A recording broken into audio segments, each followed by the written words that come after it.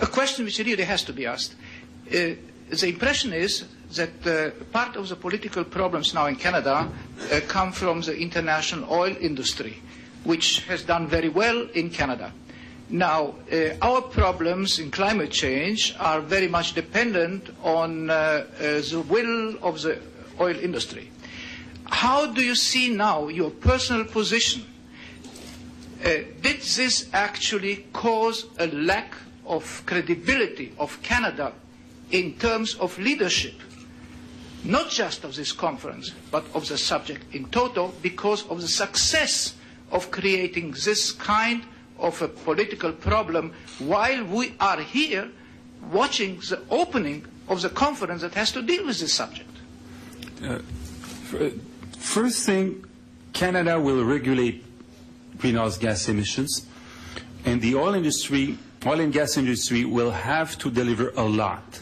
The Canadian industry will have to deliver 45 megatons every year between 2008 and 2012. It's a lot, 45 megatons, when you think about that.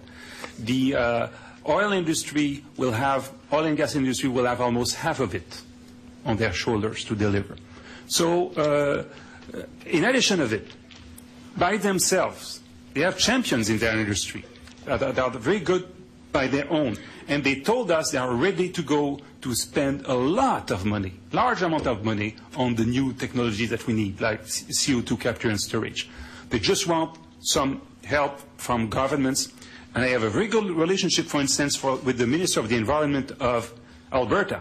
Maybe it's strange to think that way, but it's the case. The two ministers of the environment works very well. We hope our two governments will work very well, as much as we are a very good relationship. And I'm confident that we will be a leading country for the capacity to use oil and gas in a much more respectful way, a way to respect more the climate.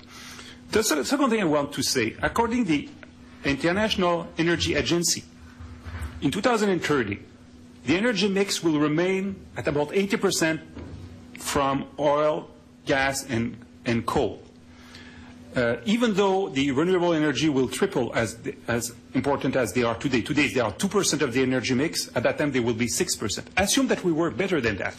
And we are ready to have the renewables at 12 or 20%.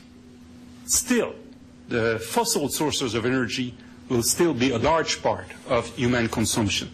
So we need, at any cost, to find a clearer way to use these sources of energy. And Canada must then be a leader to find the solutions. Last point I would make.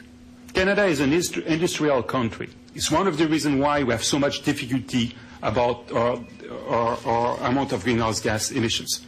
But I want these industries to stay in Canada, to avoid the delocalization toward other countries that don't have the technological capacity that we have to fix the problem.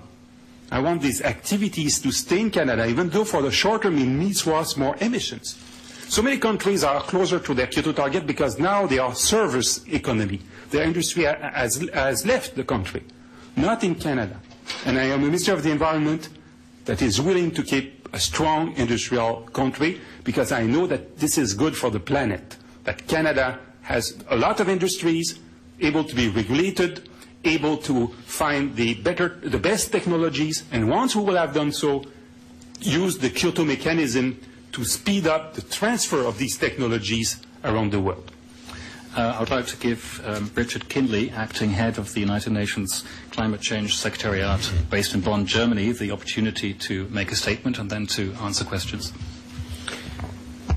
I will just say just a couple of words. I thought you may be interested in knowing something about the size of the conference, which is turning out to be of record proportions as of this morning, which is the first day of the conference.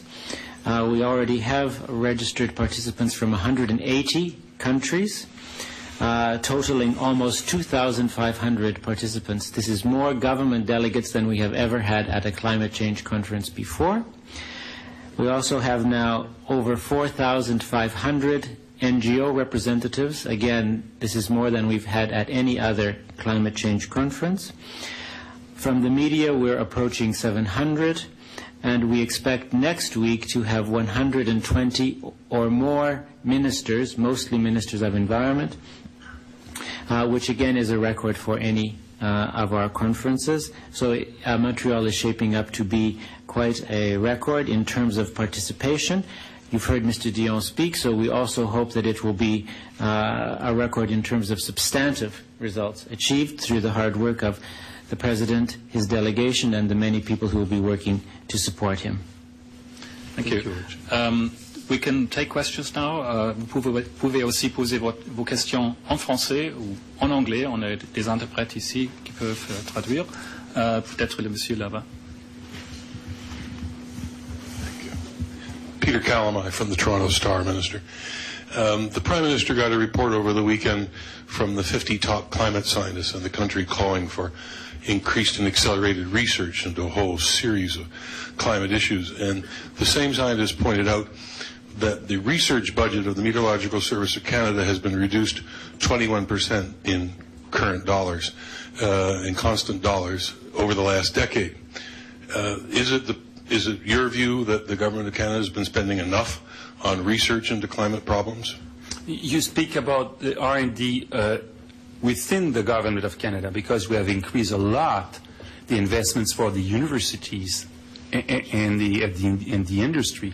For whatever reason, the government decided to put the priorities there instead of in its own laboratories. And maybe you're right, it's something that we need to correct now. But our priority was to support the university. And as an academic myself, I applaud that. For instance, we have increased a lot the indirect costs of research. Now for a Canadian university to have a grant is a good news. It's not a headache as it used to be running the finance. I want also to take the opportunity to mention that thanks to Minister Goodale, I received $260 million more as a legacy for this conference, especially to invest in GEOS, the Global Earth Observation System of Systems. That is the international initiative in order to be able to predict in a better way what will happen to the planet regarding the climate and so on. Also, we will be able to have two research centers, one on adaptation and the other one on CO2 capture and storage. So I'm very proud of that. The Prime Minister also accepted to invest additional money for an international fund that Minister Carroll has in order to help developing countries to adapt to climate change.